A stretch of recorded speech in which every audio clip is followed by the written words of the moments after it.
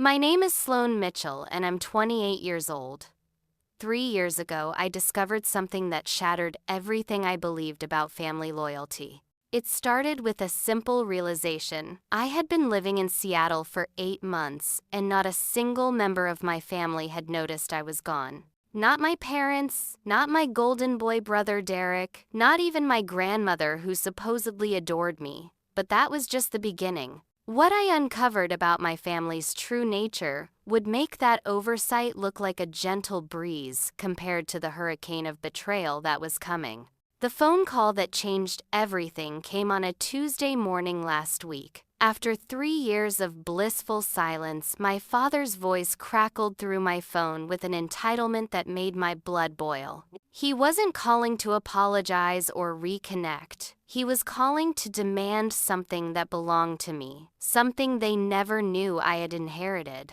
The audacity was breathtaking, but the justice that followed, that was absolutely perfect. Before we dive into this family revenge saga, I need to know, where are you watching from today? If you're ready to hear how sometimes the family that ignores you gets exactly what they deserve, smash that like button and hit subscribe. Because this story has more twists than a DNA test at a family reunion. Trust me, you won't want to miss how this unfolds, especially when karma comes knocking with interest. Growing up in the Mitchell household in suburban Columbus, Ohio was like being a background actor in someone else's movie. My parents, Richard and Linda Mitchell, had built their entire world around my older brother Derek. He was everything they'd ever wanted in a child. Quarterback of the high school football team, valedictorian, full scholarship to Northwestern, and eventually a successful corporate lawyer pulling in 6 figures by age 30. I wasn't neglected in the traditional sense. I had food, shelter, clothes, and all the basic necessities. But emotional attention, recognition for my achievements, genuine interest in my life, those were reserved exclusively for Derek. When I graduated summa cum laude from Ohio State with a degree in environmental engineering, my parents attended the ceremony, but spent the entire time talking about Derek's latest promotion. When I got my first job with a renewable energy company, they nodded politely and immediately changed the subject to Derek's new house in the suburbs. The pattern was so consistent it became predictable. Derek would call home every Sunday, and my parents would put him on speakerphone, hanging on his every word like he was delivering the State of the Union address. Meanwhile, I could go weeks without more than perfunctory exchanges about the weather or what was for dinner. They knew my schedule, my friends, my job, but only in the way you might know details about a roommate you're polite to, but don't particularly care about. The breaking point came during Derek's engagement party. Sarah, his fiancée, was everything my parents thought a daughter-in-law should be. Blonde, bubbly, from a wealthy family with a marketing degree she'd never actually used. The party was held at our family home with extended relatives and family friends filling every room. I had helped my mother plan the entire event, spent my weekend decorating, and even paid for the expensive champagne Derek specifically requested. But when it came time for the toasts, my father spoke glowingly about his wonderful children while looking directly at Derek and Sarah. My mother tearfully welcomed Sarah to our little family, as if I didn't exist. Aunts and uncles who had watched me grow up congratulated my parents on having such a successful son and asked when Derek and Sarah would give them grandchildren. I stood in the corner of my childhood living room, surrounded by people who had known me for decades and felt completely invisible. That's when I started planning my exit strategy.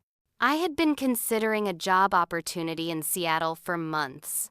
A position with a cutting-edge solar energy startup that was doing revolutionary work in sustainable technology. The pay was excellent, the opportunity for growth was unlimited, and most importantly, it was 2,300 miles away from the suffocating dynamic of my family.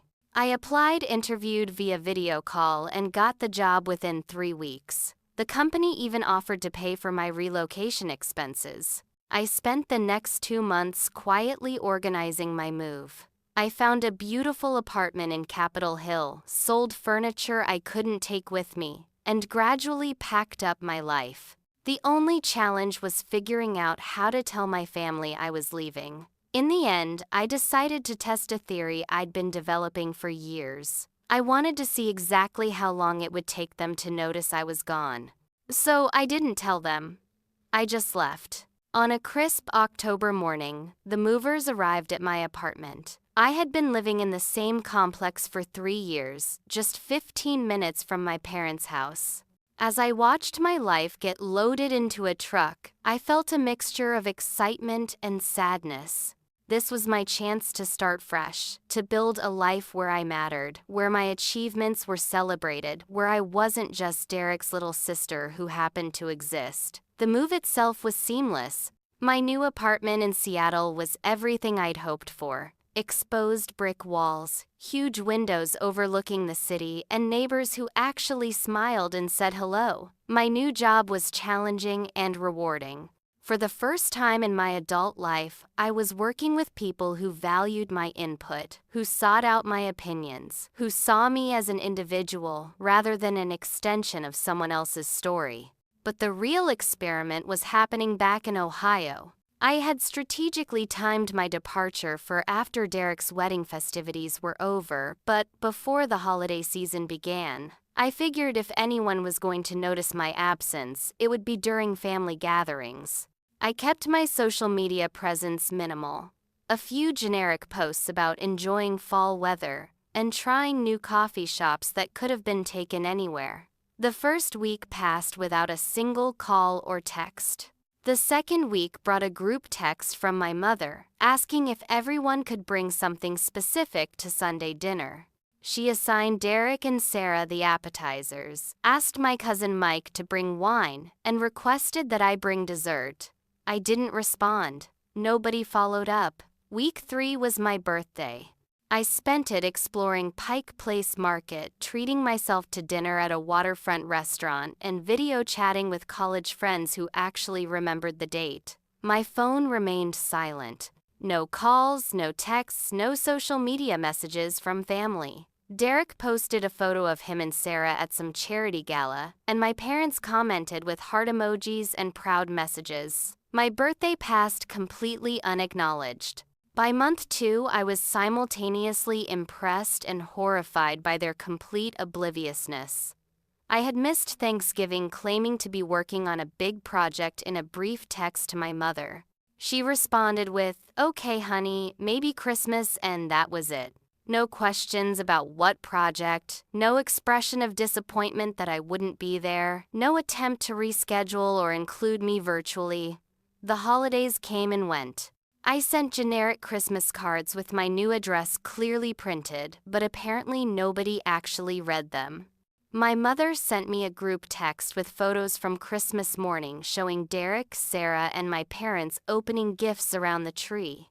In every photo, there were exactly 4 stockings hanging on the mantel, 4 place settings at the dinner table, 4 glasses of champagne for the toast. They had seamlessly adjusted to my absence without even realizing I was absent. Month 6 brought Derek and Sarah's first wedding anniversary celebration. I saw the photos on Facebook. An intimate dinner at an expensive restaurant with my parents. The caption read, "So grateful for our beautiful family of 4. 4, not 5. They had psychologically erased me from the family unit so completely that they were publicly celebrating their family of 4 without any awareness that they were missing someone. By month 8, I had settled into my new life completely. I was excelling at work, had made genuine friendships with colleagues and neighbors, and was dating a wonderful guy named Marcus, who thought my environmental engineering work was fascinating. I had built a life where I mattered, where I was seen, where I was valued. The contrast with my previous existence was stark and liberating. But I was also conducting an ongoing social experiment that was yielding increasingly disturbing results. How long could I be gone before my own family noticed? How completely had they written me out of their narrative? The answer apparently was indefinitely. The call that changed everything came 18 months into my Seattle adventure. I was in the middle of a presentation to potential investors when my phone rang with a number I didn't recognize. I let it go to voicemail, but something nagged at me about the Ohio area code. During my lunch break, I listened to the message that would shift the entire trajectory of this story. Miss Mitchell, this is Robert Harrison from Harrison Wells and Associates. I'm calling regarding the estate of Margaret Eleanor Whitmore. Could you please call me back at your earliest convenience? This concerns a significant inheritance matter. Margaret Eleanor Whitmore. My great-aunt Maggie, my grandmother's sister who had passed away 6 months earlier. I remembered her as an eccentric woman who lived alone in a massive Victorian house, collected antique books, and always seemed to have more money than anyone could explain. She had attended family gatherings sporadically throughout my childhood, always bringing elaborate gifts and telling stories about her travels around the world. When I called the lawyer back, the conversation left me speechless. Aunt Maggie had left me her entire estate, the Victorian house, her collection of rare books, and a stock portfolio worth approximately $1.2 million. She had also left detailed instructions that I was to be contacted directly and that no other family members were to be informed unless I chose to tell them myself. Miss Whitmore was very specific about this, Mr. Quoted, Harrison explained. She said you were the only family member who ever listened to her stories, who asked about her books, who treated her like a person rather than just an elderly relative to be tolerated. She wanted to ensure you were taken care of, and she specifically requested that we respect your privacy regarding this inheritance. I was stunned. I remembered those conversations with Aunt Maggie usually happening in corners of family gatherings, while everyone else focused on Derek's latest achievements. She would tell me about the places she'd traveled, the books she'd collected, the investments she'd made. I had listened because I genuinely found her interesting, not because I expected anything in return. Apparently, that had meant everything to her. But here's where the story gets really interesting. The lawyer mentioned that he had tried to reach me at my parents' house first, since that was the address he had on file. When nobody there seemed to know where I was currently living, he had hired a private investigator to track me down in Seattle. The private investigator's report had included some fascinating details about my family's reaction to inquiries about my whereabouts. The investigator spoke with your parents, Mr. Harrison said, carefully.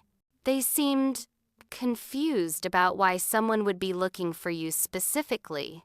They kept redirecting the conversation to your brother Derek, assuming there had been some mistake. When the investigator explained he needed to contact you personally regarding a legal matter, your father suggested that Derek could handle whatever it was since he's a lawyer. The audacity was breathtaking.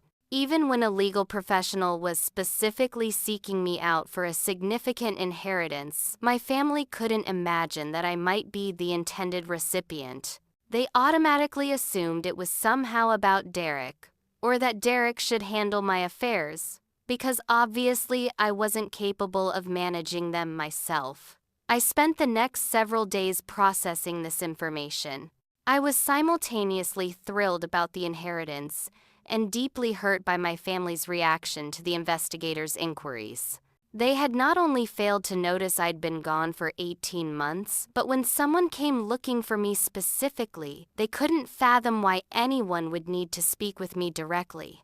That's when I started planning phase 2 of my social experiment. I decided to wait and see how long it would take them to find out about the inheritance and what their reaction would be. I had a feeling this windfall would suddenly make me a lot more interesting to the people who had ignored me for so long.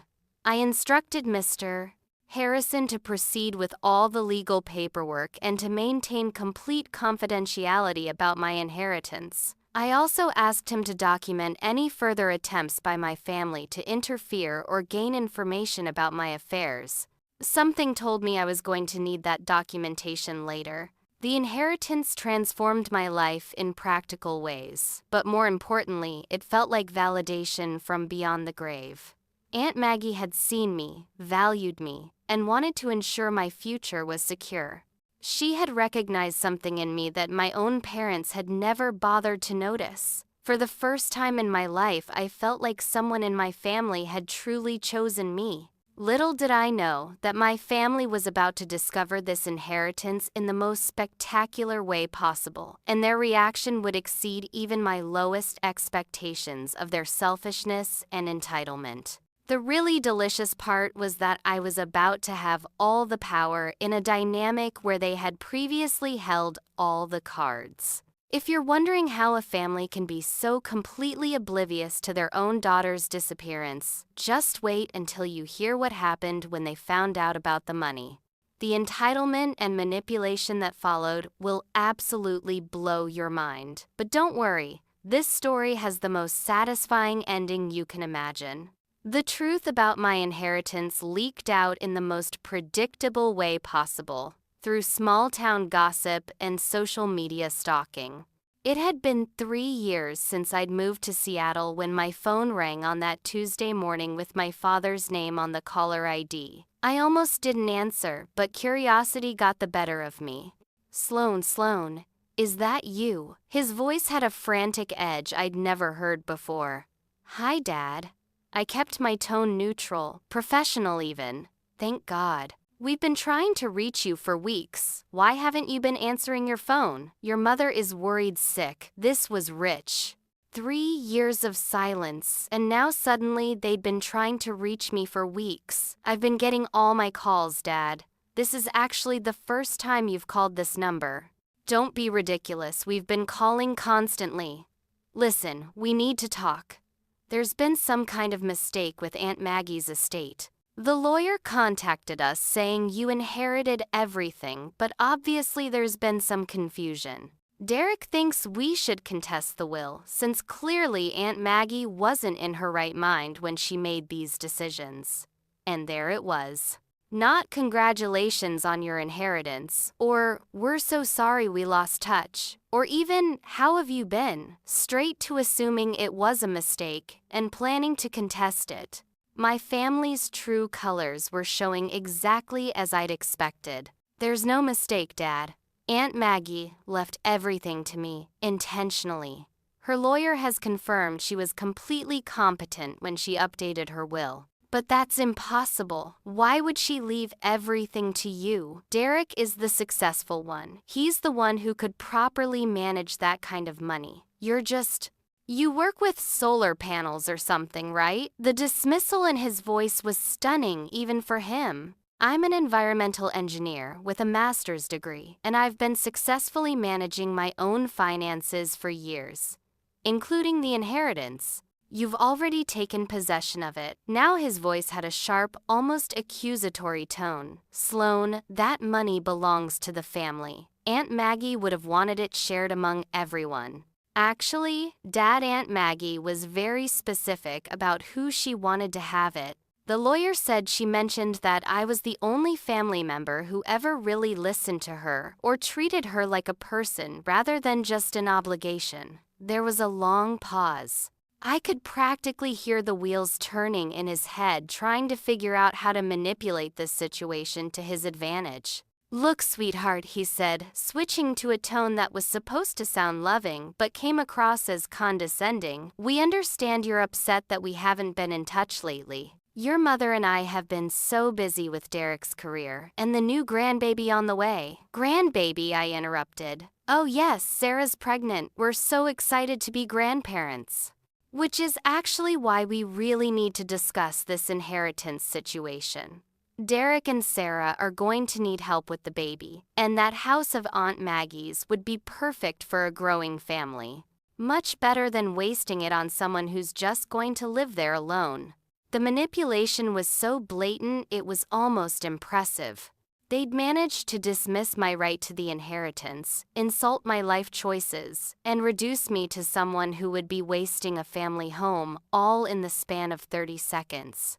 And they'd done it while revealing that there was already a grandchild on the way, news they hadn't bothered to share with me because they'd completely forgotten I existed. "Dad, I'm not going to give Derek my inheritance." Aunt Maggie left it to me for a reason. Now you're being selfish, Sloane. This is about family. Derek has a real career, a real future. He's building something meaningful. What are you doing out there in Seattle anyway, playing with windmills? The contempt was breathtaking. 3 years of no contact, and he was lecturing me about family while simultaneously insulting my career and demanding I hand over my inheritance to his golden child. I'm building a very successful career in renewable energy, actually, and I'm building a life where people value and respect me. Don't be dramatic. Of course we value you, your family. Which is exactly why you should want to help Derek and Sarah. They're starting a family. That inheritance could secure their future, buy them a proper house, set up college funds. What are you going to do with it? Buy more hippie solar panels. I realized in that moment that my father genuinely could not conceive of me as a person with my own dreams, goals, and right to financial security. In his mind, I existed solely as a potential resource for Derek's benefit. The inheritance wasn't mine to keep because Derek needed it more, deserved it more, would use it better. Dad, I'm not giving Derek my inheritance. Aunt Maggie left it to me specifically, and I'm going to honor her wishes. Fine, be stubborn, but Derek is going to contest the will. He has grounds. Aunt Maggie was clearly not thinking straight when she made these decisions. And when this goes to court, it's going to tear this family apart. Is that what you want? To destroy our family over money? The threat was clear. Give Derek the inheritance willingly, or they'd take me to court and blame me for any resulting family drama. It was classic emotional manipulation. Make me responsible for their bad behavior. Make me the villain for keeping what was legally and rightfully mine. If Derek wants to contest the will, that's his choice. But Dad, before you go down that road, you might want to ask yourself why Aunt Maggie felt the need to leave everything to me instead of the rest of the family. Because she was old and confused, obviously.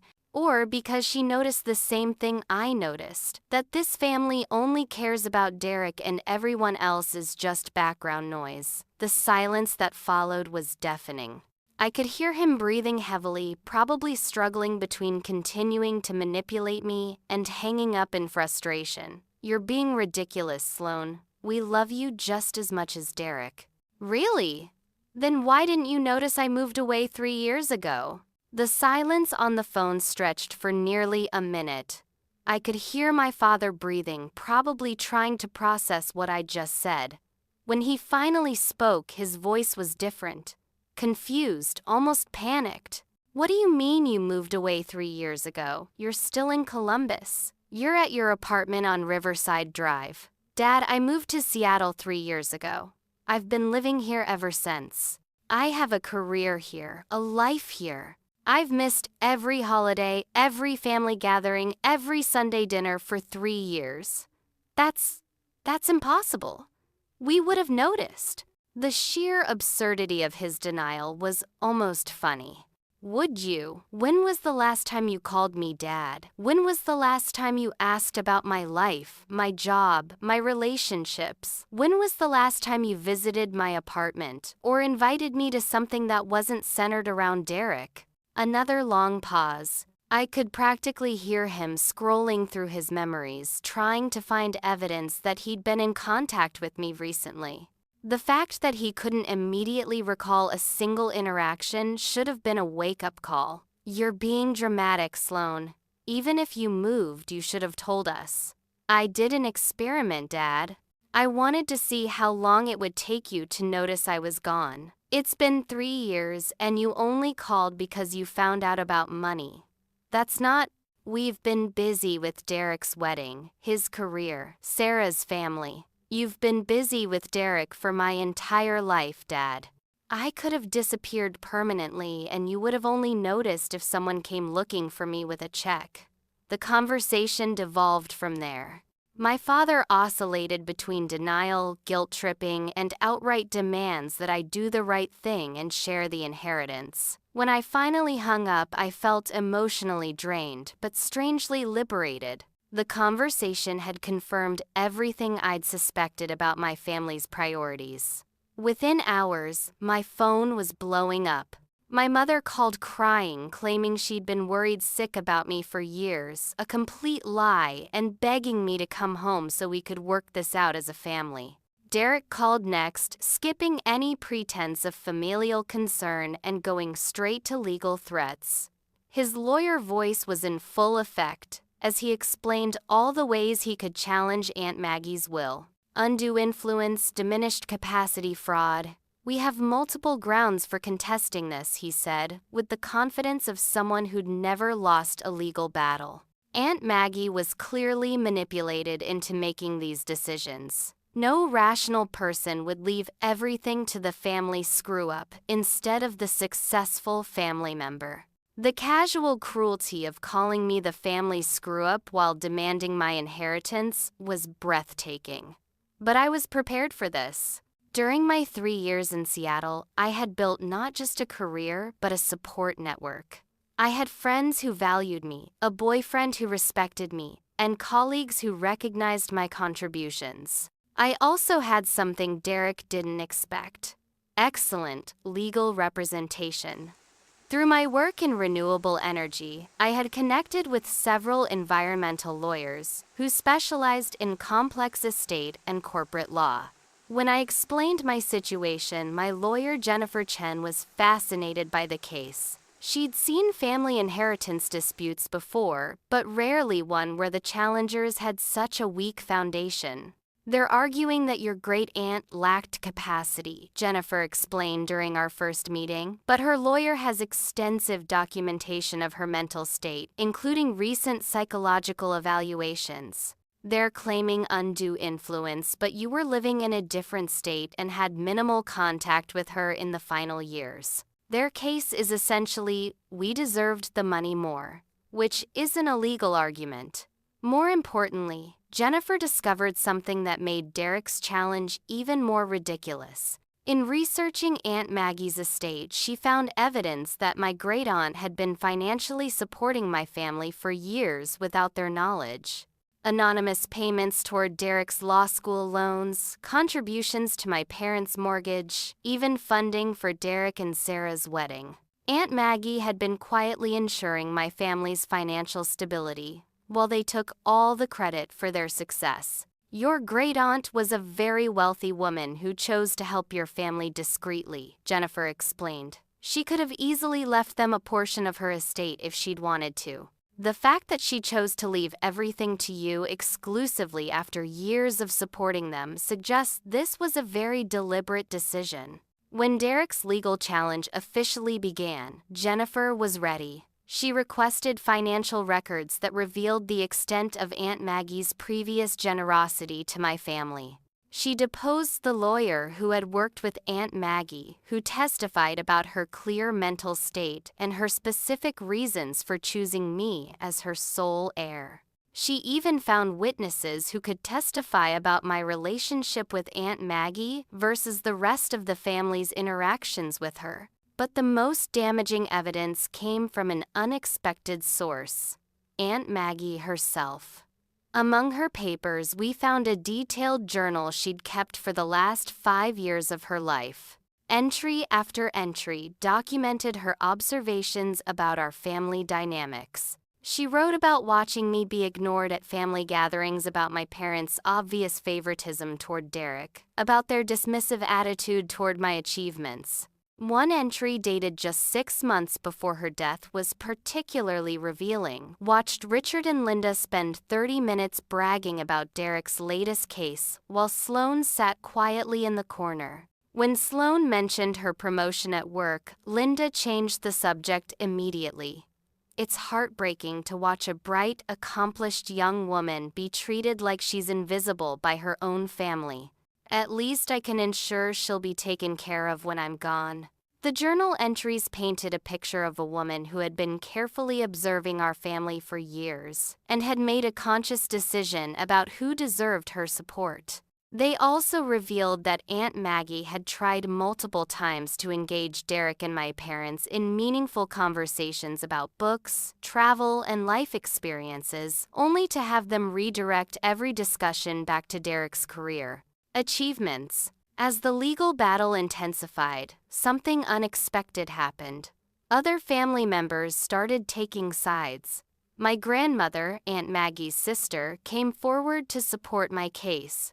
She revealed that she and Aunt Maggie had discussed the family dynamics extensively, and that Aunt Maggie had been troubled by my parents' treatment of me for years.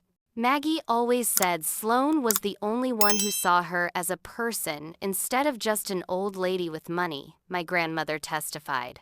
She was heartbroken watching that girl be ignored by her own parents. The case was becoming a public referendum on my family's behavior, and they were not coming across well.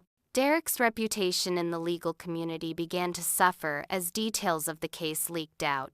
Colleagues started questioning a lawyer who would sue his own sister for an inheritance she'd legitimately received from a mentally competent relative. The final court hearing took place on a gray February morning in Columbus. I had flown back to Ohio for the first time in 3 years, staying in a hotel rather than with family. The irony wasn't lost on me. I was back in my hometown as a stranger, fighting to keep what was rightfully mine from the people who should have been celebrating my good fortune. Derek sat at the plaintiff's table with his high-powered legal team, looking every inch the successful lawyer in his expensive suit. My parents sat behind him, casting occasional glances in my direction that ranged from guilt to resentment. I sat with Jennifer, feeling confident in our preparation, but emotionally drained by the entire ordeal. The judge, the Honorable Patricia Williams, had clearly done her homework. She began by addressing the fundamental question of whether Aunt Maggie had the mental capacity to make informed decisions about her estate. The evidence overwhelmingly shows that Margaret Whitmore was in full possession of her mental faculties when she updated her will, Judge Williams stated. She had recent psychological evaluations, consulted with multiple legal professionals, and left detailed documentation of her reasoning. There is no credible evidence of diminished capacity. Derek's lead attorney tried to argue that Aunt Maggie's decision was irrational because she left everything to the less successful family member. Judge Williams shut that down immediately. Mr. Carson, the law does not require deceased individuals to distribute their assets based on their heirs' relative career success. Miss Whitmore was free to leave her estate to whomever she chose for whatever reasons she deemed appropriate. But the real knockout blow came when Jennifer presented Aunt Maggie's journal entries. As the bailiff read selected passages aloud, describing years of observed family dynamics, I watched my parents' faces change from defiant to horrified to ashamed. Derek's confident demeanor cracked as entry after entry revealed how Aunt Maggie had perceived his treatment of me and his self-centered attitude toward family relationships. The most damning entry was read last. Derek called today asking for a loan for his law practice. 15-minute conversation entirely about his needs, his goals, his vision for success. Didn't ask about my health, my activities, or even acknowledge that I'd sent him a congratulations card for his wedding. When I mentioned that Sloane had called to check on me after my recent hospital stay, he seemed surprised that she even knew I'd been ill. This family has created a golden child who expects the world to revolve around him, and a daughter who gives selflessly while being treated as invisible. My estate will reflect which approach I value more. The courtroom was dead silent. Derek's face had gone pale, and my mother was crying quietly. My father stared at his hands, apparently unable to look at anyone. Judge Williams didn't deliberate long. This court finds no merit whatsoever in the plaintiff's challenge to Margaret Whitmore's will. The will is valid, the inheritance distribution stands as written, and the plaintiff is responsible for all legal fees incurred by the defendant in this frivolous lawsuit. The legal fees were substantial.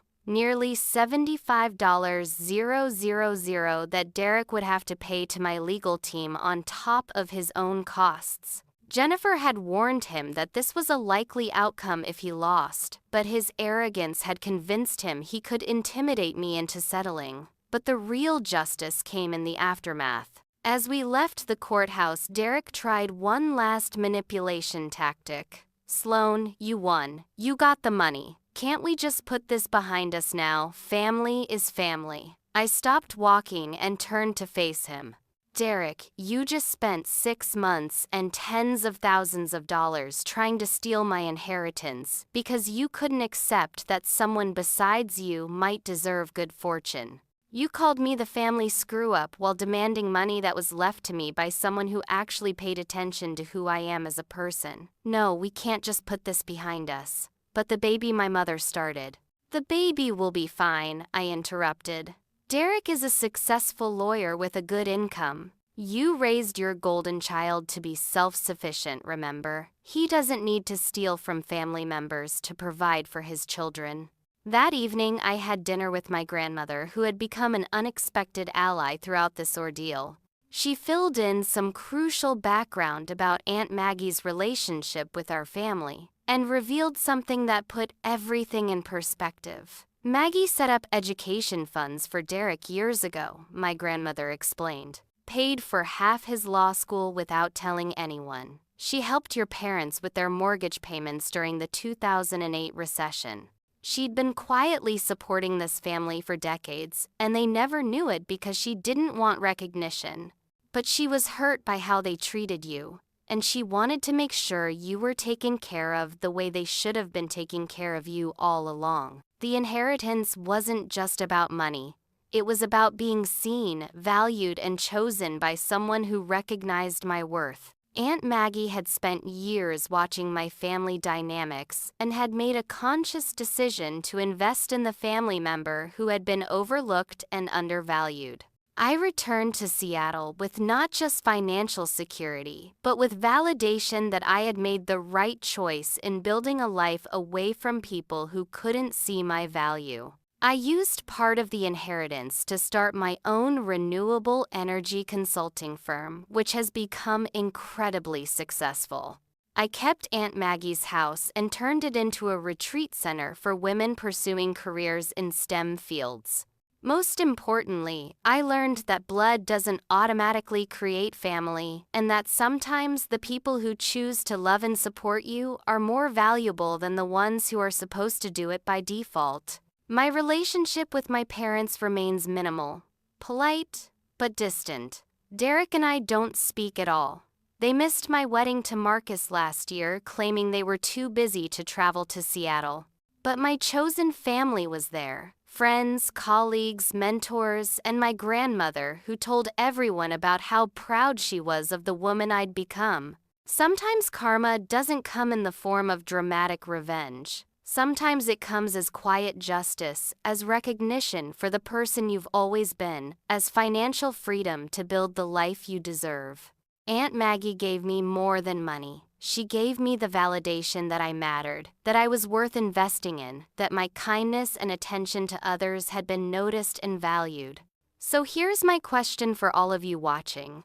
Have you ever felt invisible in your own family? Have you ever discovered that the people who should love you unconditionally were only interested when you had something they wanted? How do you handle family members who only see your value when it benefits them? I'd love to hear your stories in the comments below. If this story resonated with you, please hit that like button and subscribe for more real-life family drama with satisfying endings. Share this video with anyone who's ever felt like the overlooked child or the invisible family member. Sometimes we all need to be reminded that our worth isn't determined by the people who fail to see it. Thank you for watching, and remember, sometimes the best revenge is simply living well and being valued by people who actually deserve your presence in their lives. Blood may be thicker than water, but respect and genuine love are thicker than blood. Until next time, keep standing up for yourselves, and never let anyone convince you that you don't deserve the good things that come your way.